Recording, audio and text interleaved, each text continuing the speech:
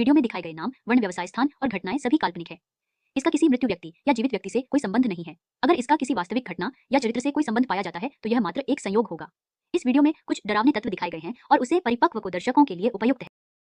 हर भूतिया कहानी डरावनी नहीं होती और हर भूत बुरा नहीं होता।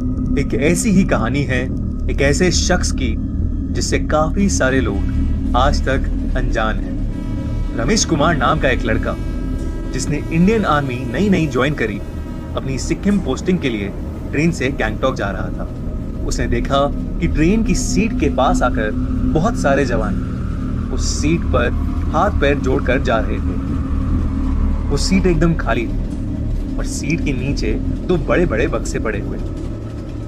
रमेश को कुछ समझ नहीं आया तो वो अपनी आंखें बंद करके सो गया। देर रात में उसकी आंख खुली तो अंधेरे में उसे आर्मी की यूनिफॉर्म पहने बैठा एक लड़का दिखा जो उसी खाली सीट पर बैठा था और रमेश को एक मुस्कान के साथ देख रहा था। उसे देखते ही रमेश थोड़ा घबरा गया और उठ के बैठ गया। रमेश ने जब उस लड़के से पूछा कि क्या वो सीट उसकी है तो उस लड़के ने आंखों के इशारे से हाँ कहा। तब रमेश ने पूछा कि वो लड़का कौन है और लोग उसकी सीट पर आकर हाथ क्यों जोड़ रहे थे। इस बात पर उस लड़के ने कोई जवाब नहीं दिया। रमेश ने फिर पूछा, पर फिर वो लड़का एक मुस्कान लिए उसे देखता रहा। रमेश उस लड़के को पागल बोलकर लेट गया, पर जब उसने वापस उस सीट पर नजर घुमाई तो वहां कोई नहीं था। रमेश को यह सब बहुत अजीब लग रहा था। सारी रात वो उस लड़के के बारे में सोच कर सो नहीं पाया और उसकी खाली सीट को घूरता रहा। सुबह हुई और जब स्टेशन आया तो कुछ आर्मी ऑफिशियल्स उस लड़के की सीट के नीचे रखे दो बक्से लेने आए।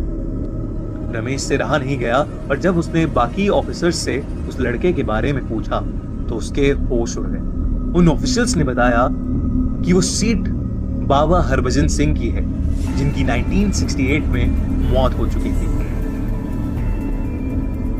हरभजन सिंह ने 1966 में आर्मी ज्वाइन करी और 2 साल बाद ही उनकी पानी में डूबकर मौत हो गई थी।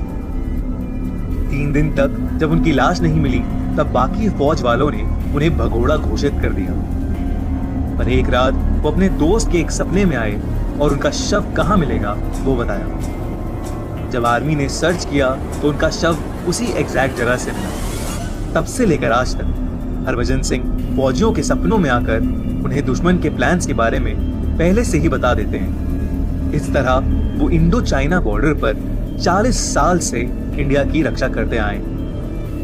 कहते हैं रात में पहरा कर रहे फौजियों की अगर आंख लग जाती है तो वो उनको चाटा मारकर सतर्क भी करते हैं।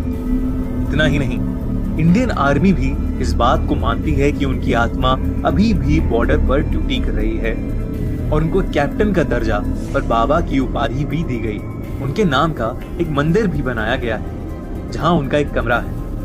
हर रोज उनका बिस्तर बिछता है और उनकी यूनिफॉर्म और जूते वहां रखे जाते हैं। हर बार जब उनके कमरे की सफाई होती है तब बिस्तर पर सिलवटें और उनके जूतों में कीचड़ पाई जाती है। और तो और उन्हें हर साल घर जाने के लिए 2 महीने की छुट्टी भी दी जाती है और उनका सारा सामान उनके गांव भेजा जाता है। और उस समय सिक्किम के जवान हाई अलर्ट पर होते हैं। ये सब कुछ सुनकर रमेश दंग रह गया और अपने बंकर पहुंचते ही वो सबसे पहले बाबा हरभजन सिंह के मंदिर गए, जहां वो ट्रेन में हरभजन के साथ हुई उस मुलाकात के बारे में सोचने लगा। सोचते सोचते एक बार फिर हरभजन सिंह की छवि उसके सामने आई। रमेश को एक मुस्कान देकर उसके सामने से गायब हो गया।